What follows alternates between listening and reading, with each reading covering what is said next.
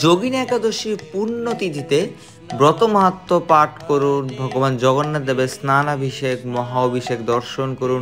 সেই সাথে সারা বিশ্বের যোগিনী একাদশীর পালনের সময় জেনে নিন।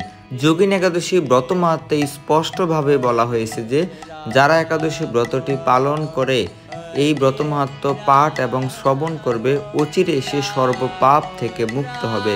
জয় জগন্নাথ। ব্রহ্মবৈবর্ত পুরাণে আষাঢ় মাসে কৃষ্ণপক্ষের একাদশী ব্রত মাহাত্ম্য যুধিষ্ঠির শ্রীকৃষ্ণ সংবাদে বর্ণিত আছে। যুধিষ্ঠির বললেন, হে বাসুদেব, আষাঢ় মাসে কৃষ্ণপক্ষিয়া একাদশী ব্রত মাহাত্ম্য কৃপাপূর্বক আমার কাছে বর্ণনা করুন। শ্রীকৃষ্ণ বললেন, হে মহারাজ, সকল পাপ বিনাশিনী ও মুক্তিপ্রদ এই উত্তম ব্রতের কথা বলছি, আপনি শ্রবণ করুন।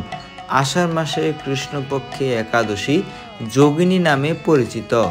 মহাপাপ বিনাশকারী এই তিথি ভবসাগরে পতিত মানুষ উদ্ধার লাভের একমাত্র নৌকা স্বরূপ। ব্রত পালনকারীদের পক্ষে এটি সর্বশ্রেষ্ঠ ব্রত বলে প্রসিদ্ধ। এই প্রসঙ্গে আপনাকে একটি পবিত্র পৌরাণিক কাহিনী বলছি। অলকানগরের শিব ভক্ত পরায়ণ কুবের নামে এক রাজা ছিল। তিনি প্রত্যহ শিব পূজা করতেন। তার হেমমালী নামে একজন মালী ছিল। প্রতিদিন শিব পূজার জন্য মানুষ সরোবর থেকে সে ফুল তুলে যক্ষরাজ কুবেরকে দিত। বিশালাক্ষী নামে হেমমালীর এক পরমা রূপবতী পত্নী ছিল।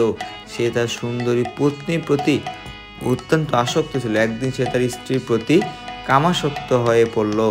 রাজভবনে যাওয়ার কথাও ভুলে গেল।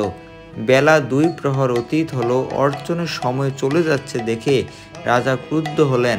মালির বিলম্বের কারণ অনুসন্ধানে এক দূত প্রেরণ করলেন।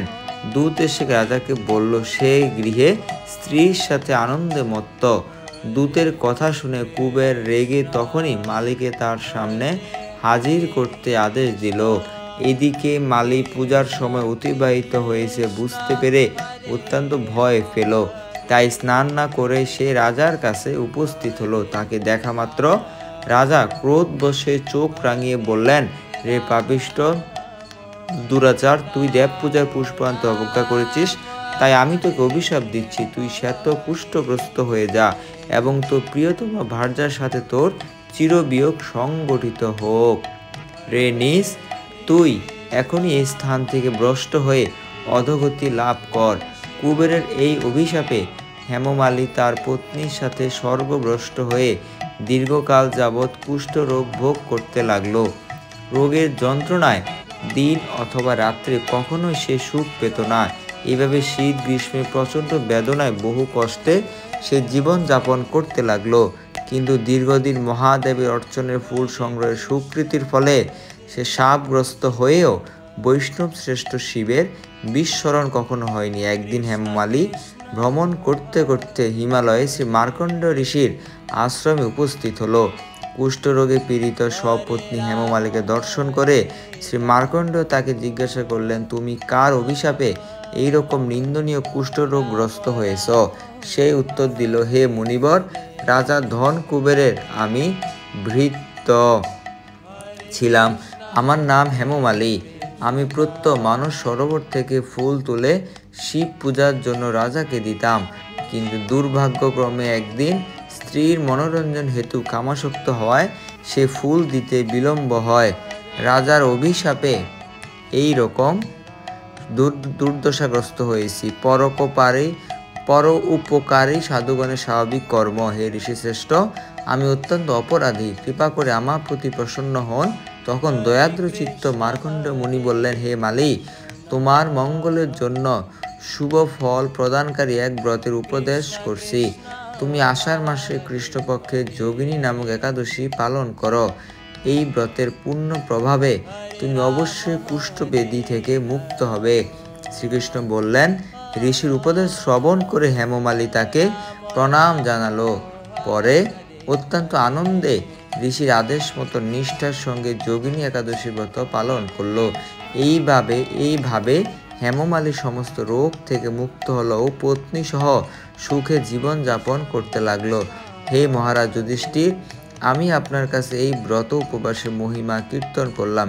এই ব্রত পালনে 88,000 ব্রাহ্মণকে ভোজন করানো ফল লাভ হয়।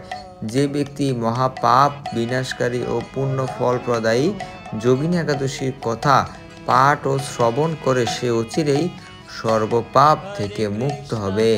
সুপ্রিয় ভক্তবৃন্দ, এতক্ষণ আপনারা মাহাত্ম্য পাঠ করলেন। এখন বাংলাদেশ, ভারতের সকল স্থান সহ আমেরিকা, কানাডা, কাতার, কুয়েত, সৌদি আরব ইত্যাদি সকল স্থানে পালনের সময় আমরা প্রদান করছি।